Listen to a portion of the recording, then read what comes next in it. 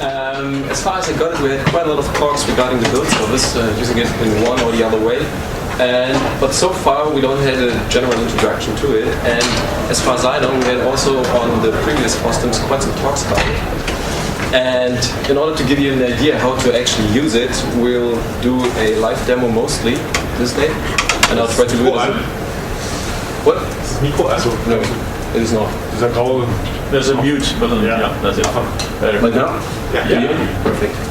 Okay, I'm trying to do a live demo and try to do it as interactively as possible, so if you have any questions, just ask and we'll try to solve it. Okay. Yeah, my name is Sascha, just as we were told, I'm an open source build server, the service developer right now, and here we go. So what's the build service? As told, it's already out there for quite a while now and it's used in quite a lot of places. What does it do actually? Well, naturally, it builds packages. That's what I'm going to show you first how to do it. And it builds distributions. And effectively, we named it after one. And we'll see how far we go, how far we can go this evening. I'm not sure if it's enough to do in half an hour, but let's see. And of course, can build images, so installable live CDs, DVDs, VMware images, whatever you name it. And yeah, you could consider it like being GitHub for packaging. So instead of collaborating on the source code, you're supposed to collaborate on the packaging. What about packaging? Well, everyone loves packaging, apparently.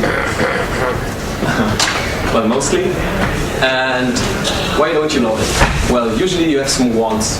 What do you want to achieve by packaging? As an application developer, you want to get your stuff out there.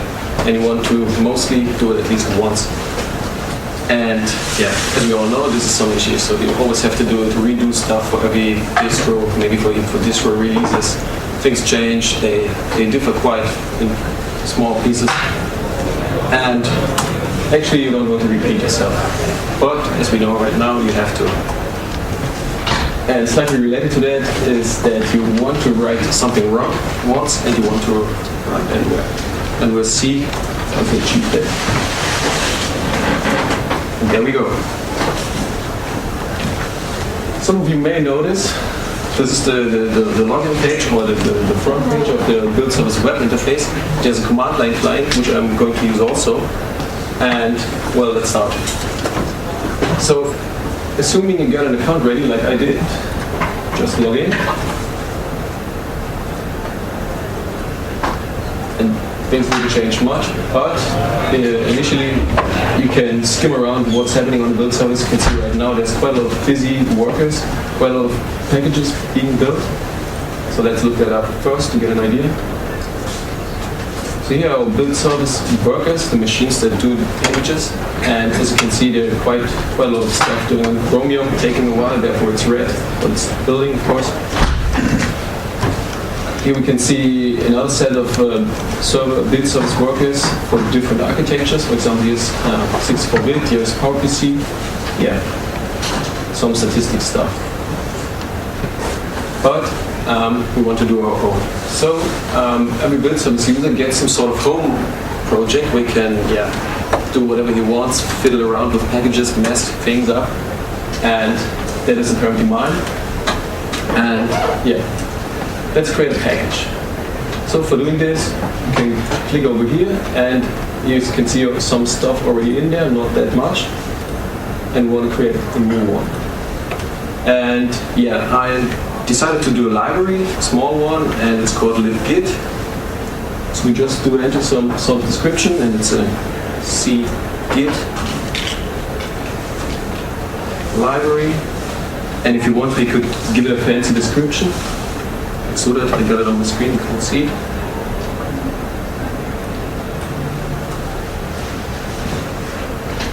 So there we are. Yeah. Okay, there you go. Package was created successfully. Unfortunately, it doesn't have any files yet. So what does it mean? You have to upload some sources. Primarily being source tarball for open source projects. And you can either do it through the web UI by using a file upload dialog, or you can use the command line client.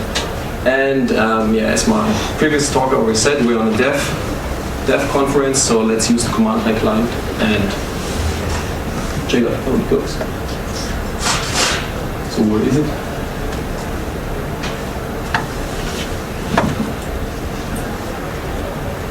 Find it actually. Okay, here we are. So as you can see, can you increase the font one more step? One more?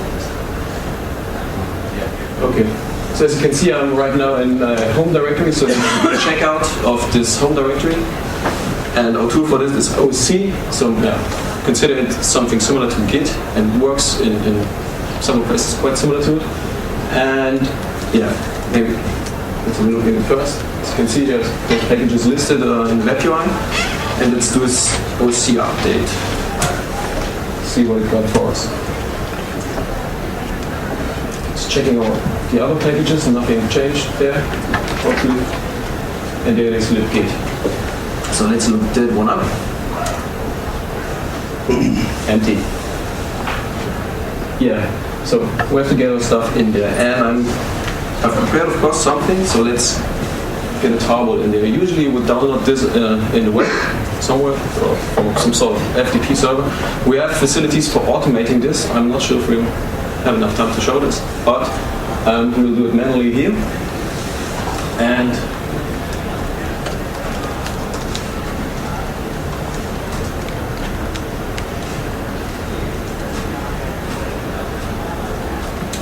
there it is. Okay. But in order to get something done, you need some sort of recite. And as you all know, there are different ways of doing it. For the RPM build, this is usually a spec file. So to get this right, the build service doesn't work without some sort of recite. At least not yet. And in order to keep it simple, I will concentrate only on spec files. I'll leave out the dev part, although we do this for this slightly different issue. So let's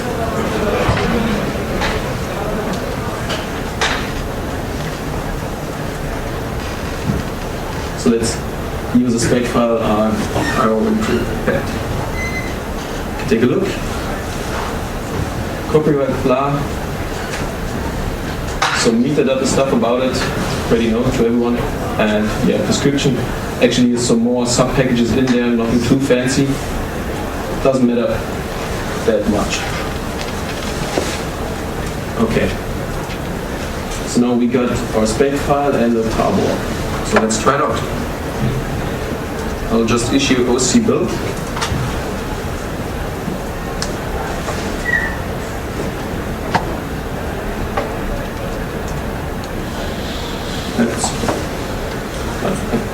And just where it is supposed to being fetched my root password. Okay, I'll try to build it. By default, it uses your host architecture. So, for instance, this machine runs an OpenSUSE factory version. So, the thing that is to become 11.4 in, I don't know, in about a month, and a 64-bit machine. So, just gotta wait. Okay, it is missing something. And in spec file, I told him use some sort of patch, and okay, let's just patch that.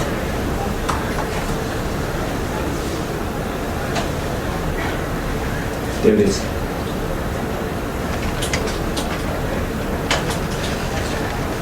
So in order not to cheat, can't see this actually. Why can't you see it? Let's do something different.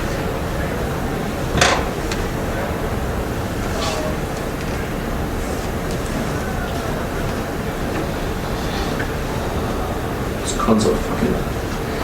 So what it's basically asking me right now, because I'm building Fedora 13 for the first time on this machine, do I trust packages from Fedora? Okay, let's do it. So it catches some dependencies. As you can see, this is quite a lot, so I'm not going to continue this here, but actually it's the same sort of process you would follow here. But you don't have to do it locally, you can leave this for the server. So just stop it. Do our initial build. Question? Yeah. So is it actually going out to the Fedora repositories and getting those dependencies? Sort of. We, when a new Fedora release is out, we download all of their binaries, store them locally in order to have it faster and not to, I don't know, mess around with their packages. And it's built against this set of binaries. And so far it's not pushed back to Fedora, but you'll get a repo which you can just add to your yum. I don't know what the command is for doing this, and then you'll be fine. I'll show you just right after it went through. So now it's building, as you can see. Does some RPM checks. Should be fine for this one. Okay, it's not complaining.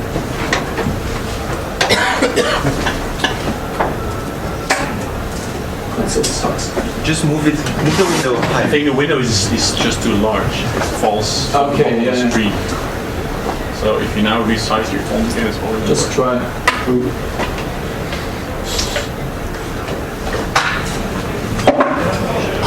Yeah, it's too large again.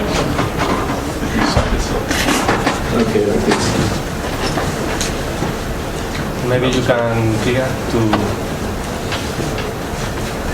Okay. Unfortunately, now I lost the name of the package. There is because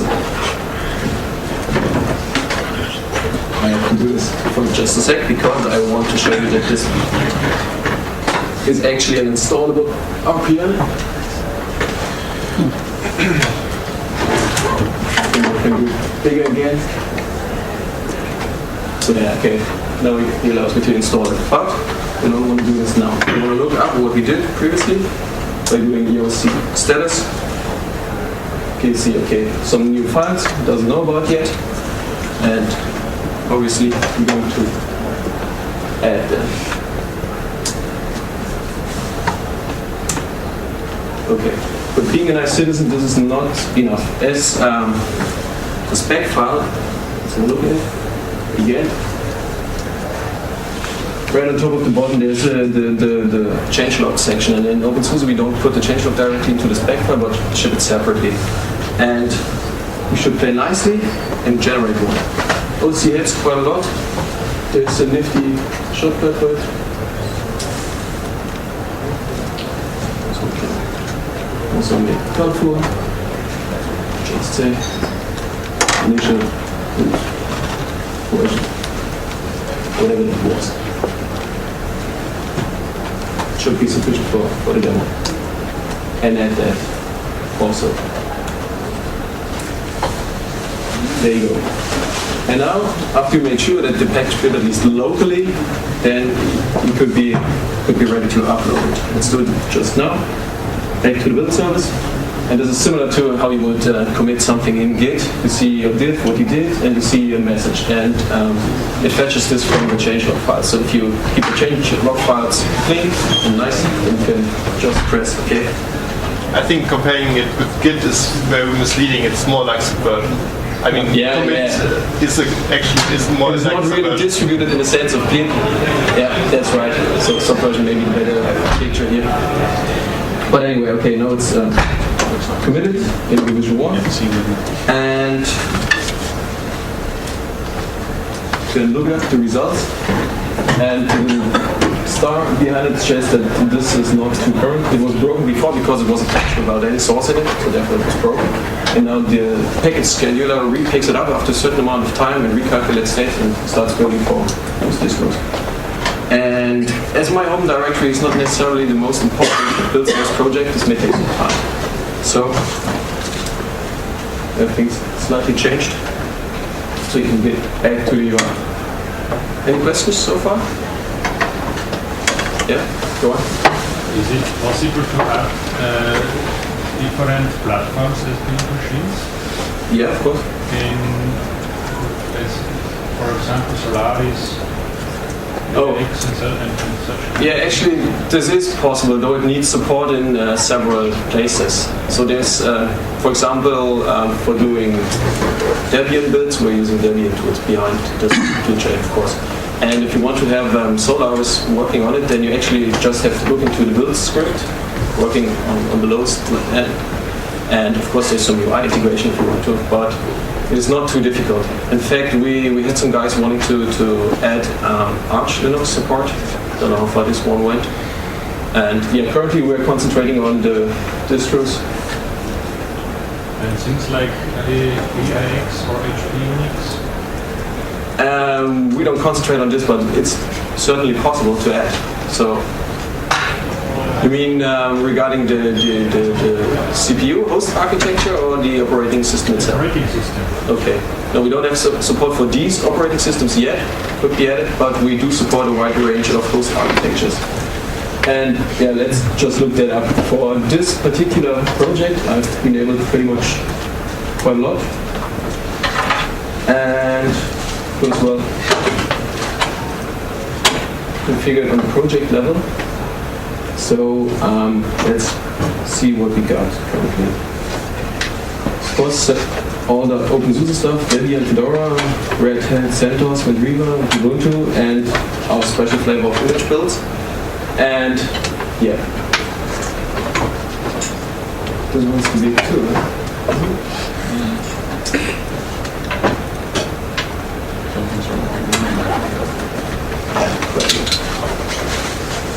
Okay, anyway. Question. Would it be difficult to get support for building against unreleased versions of other distributions? Actually not. Okay, because currently I think it only supports OpenSUSE Factory, but not Debian testing or Rawhide or something like that. Yeah, because currently only from the major distros, only OpenSUSE is developed in the OpenSUSE build service. Whereas there is a Migo build service, they're doing their own stuff, and we have an interchange mechanism where you can exchange packages. But building against Rawhide would effectively mean fetching the binaries on the Rawhide repositories and use them there. We do this occasionally when we encounter serious errors in the package set we have. For example, we did so for Mandriva, for the recent Mandriva release. We updated one package in order to get stuff building again. But we don't do this frequently. But if someone wants to have this sort of stuff added, it's actually nothing blocking it from it. Okay, 10 minutes. So we gotta hurry up. Just one question here. Yeah. If taking, for example, Debian as an example, does this produce packages that conform to the Debian packaging guidelines, and could you submit those packages back to Debian? That depends on the mess that the packager creates in his deb files, of course. Yeah. So if the packages, so this is not really different from ordinary Debian packages. I mean, we have some slight peculiarities to making it work better with build service, but it depends a bit on packaging skill. And I don't know if you have visited the talk about Project Breetzen, where they introduced an auto-generator, at least for spec files, let's say, for everything based on CMake, QMake, and Auto tools. And we do have some other tools which allow automatic generation of currently only spec files for Python packages, Perl, and Ruby packages, where almost no interaction is involved. So yeah, just a sec. As you can see here, the build status, nothing is okay. Here it's building on Fedora 12. It already succeeded. It succeeded on Selene 11, and it continues to build elsewhere. Yeah. I think my question was similar to his in the sense, at the very beginning you said one of the great benefits of this is you don't have to learn a whole bunch of different packaging things. You can build a package for a whole bunch of distros. I think that's probably incredibly useful if you just want to build stuff for yourself. I think your point was kind of if you're trying to get a package accepted into all those other distros, if you ran it through here, you'd still have to diff it with the result that you got through that other distro's build system, and I wonder how different they would be, and I guess it depends. I mean, from what I can say with my experience with Open Build Service, the title of the talk is a bit misleading about the one source to rule them all. It's certainly a good tool to build it against all distributions, but if your spec file for your spec file to actually work on all these distributions, you have to do the work that you had to do before too, because all the package names are different, so you need your build requires to have if clauses for different distributions and stuff like that. So it's still a lot of work to get it building on all this. But there's several ways on solving this. For example, you're perfectly right. The biggest issue when packaging cross-distro is package names.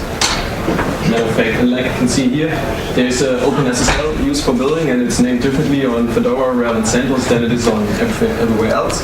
So there's an if check where, but this is 90% of the cross-distro building problems are package names.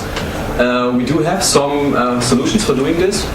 For example, I guess even the Debian guys do have some sort of list where they match package names between different distros, and I guess this will be used for this app installer, cross-distro app installer. And we do have something similar. For example, if you look up OpenSUSE Factory, which takes a while.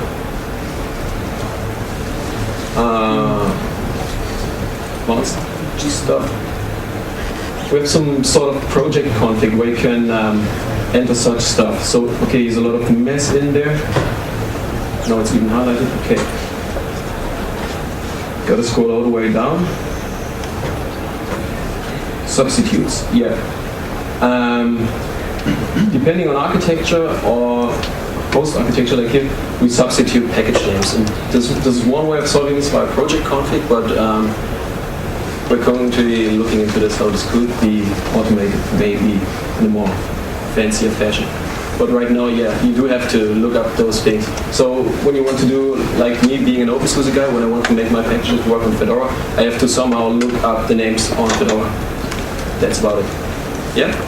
How do you handle security? I mean, potentially when you allow me to upload any code, I can totally mess up the build environment. Slightly. The build service workers, they're each independent machine. They support building stuff in virtual environments like KVM or Foxan. But currently we don't do this on the workers because naturally it takes a lot of time because you have to fire up a VM for every package, you have to fire it down, and yeah. So you don't do shoots or something? You don't do shoots or something? Yeah, it's build change tools, but it's not a virtual machine. No, it's not a virtual machine, so you can still. Okay. So there is some sort of security regarding building, but yeah, it's not as secure as maybe KVM. But all the repos, so it's also the matter of trust in there. All the repositories, even my home repository, gets a GPG key created, and if you want to download stuff, then you'll be presented with it, and then your choice. If you accept it as key, you can look it up, or if you don't want to trust it. And regarding contribution to the packages, then let's do this right here. Submit this package to another development project. I could submit it to OpenSUSE Factory, but that's not the way things go because packages usually take some iterations until they are fleshed out, and yeah, until everyone is assured that I would need to have this in factory. So let's submit it to somewhere else, which is in our fact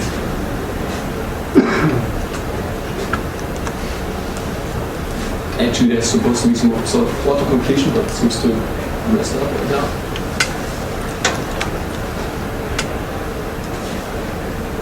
Okay. So there's a request created for submitting the package to this particular project. This particular project is a bigger one, gathering all libraries, and yeah, this is the way I have to go when I want to package something in C++. What you can see here is, okay, it's a new request.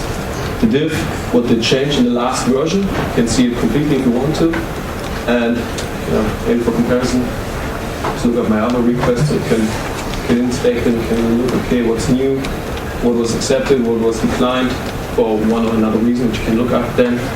And there are different sorts of requests. For example, when going back to, let's say, Devel library C++, so I have to package a lot of C++ stuff, for instance, maybe, and I want to become involved more, I can request a role edition. So I may want to become a maintainer of it. And then it's for people to decide if I'm worth it or not, and depending on whatever measure. Yeah. More questions? because we almost run out of time. Can packages built by OpenSUSE build service coexist with packages, native packages for my distribution? Naturally, they should, because we build against your native distribution. I mean, if it's supported. Because when building for, let's say, Fedora 13, what we do actually when it's released, we download all your binaries and build this source spec file against those binaries. They're not built against any OpenSUSE stuff. Can I install two packages, one from my native repository and one from Open build service with the same name? You should just add this particular repository to your repository list, and your, I don't know, it's Yum in this case, I'd say, and then there you go. So that's what it's supposed to be. RPM, so you have the normal abilities of RPM. So if the files conflict, you can't. Unless you support prefix in your spec file or something. But I mean, it's the normal RPM. Those rules still apply. Those rules still apply. So if you mess up the RPM, then service packages uses different RPM database and different prefix, not just /USR. Are they installed to other location? Sorry, could you repeat? If OpenSUSE build packages, RPM packages use the same RPM database for registering packages on the system, then my native packages can coexist with OpenSUSE build packages because of they conflict in names. I can't install zip2 from Open build repository and my native repository. Yeah, but that would happen with every combination of repositories. So you still have to make sure if that works on your time. So I guess we ran out of time. So if you want to, we can continue this just after the talk. Okay, my last question. What is the prefix for building all packages by Open build service? Is it /USR? Okay, it's just the default for the solution you're building again. So, I mean, of course you can branch the package in Open build service and then edit the spec file with your own packages, but per default the assumption is that if you build the package here you want to replace the package on your system and not coexist. That's not the usual use case. So, okay.